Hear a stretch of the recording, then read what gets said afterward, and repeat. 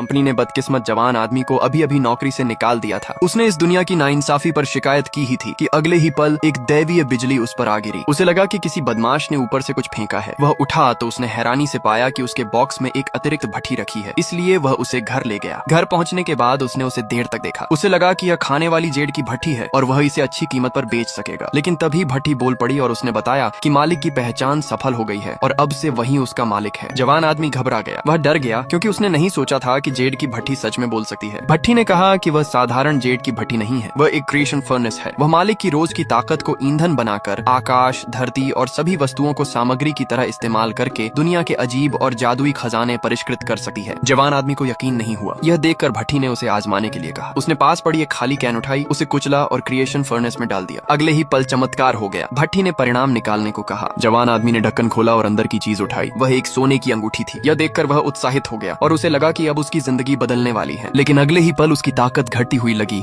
और उसे लगा कि ताकत की खपत बहुत ज्यादा है। उसे डर था कि बार बार परिष्कृत करने पर वह ढेर हो जाएगा। तब क्रिएशन फर्नेस ने बताया कि वह थक इसलिए रहा है क्योंकि उसका शरीर नश्वर है। उसने बताया कि आगे वह क्रिएशन फर्नेस से परिष्कृत अमर गोलियां लेकर अपनी काया बढ़ा सकता है। इसके बाद क्रिएशन फर्नेस उसके शरीर में घुस गई ताकि वह उसे अपने साथ आसानी से ले जा सके। वह सोने की अंगूठी लेकर उसे बेचने के लिए एक सोने की दुकान की ओर दौड़ा। उसी समय एक अमीर युवती दुकान में आ गई और उसने सोने के गहने खरीद ली। जवान आदमी ने सोचा कि उसे और भी ज्यादा कमाने के उपाय सोचने होंगे। ठीक इसी समय उस औरत का फोन बज उठा। जवान आदमी ने अनजाने में सुन लिया कि वह औरत अपने छोटे भाई के लिए एक प्राइवेट ट्यूटर रखने को 2 मिलियन खर्च करने वाली है क्योंकि भाई के अंक स्कूल में नीचे रहते थे। ये सुनते ही जवान आदमी के मन में विचार आया क्योंकि अब उसके पास क्रिएशन फर्नेस थी। उसने खुद को पेश कर दिया और औरत ने भाई के अंकों के लिए उसे आजमाने का फैसला कर लिया। थोड़ी ही देर बाद औरत अपना विद्रोही छोटा भाई लेकर आ गई। जवान आदमी ने हाथ मिलाना चाहा लेकिन भाई ने उसे नजरअंदाज कर दिया और औरत गुस्सा हो गई। जवान आदमी ने उसे दोष नहीं दिया और वह भाई के सामने गया। उसने उससे किताबें निकालने को कहा लेकिन भाई ने कहा कि वह पढ़ाई में कुछ भी नहीं समझ पाता। जवान आदमी ने कहा कि उसके पास कम समय में अंक बढ़ाने का तरीका है जिसमें दिमाग लगाने की जरूरत नहीं। भाई भरोसा नहीं करता रहा और फिर भी उसने किताबें निकाल दी। जवान आदमी कमरे में गया और उसने क्रिएशन फर्नेस को बुलाया। उसने पूछा कि क्या वह ऐसा कुछ परिष्कृत कर सकती है जो एक छात्र के अंक बढ़ा दे और भट्टी ने पुष्टि की कि वह कर सकती है। अगले ही पल सारी किताबें एक स्मार्ट क्रिस्टल में बदल गईं। क्रिएशन फर्नेस ने बताया कि जैसे ही वह इसे खा लेगा वह हाई स्कूल की किताबों का सारा ज्ञान आसानी से हासिल कर लेगा। जवान आदमी ने वह क्रिस्टल भाई को खिला दिया।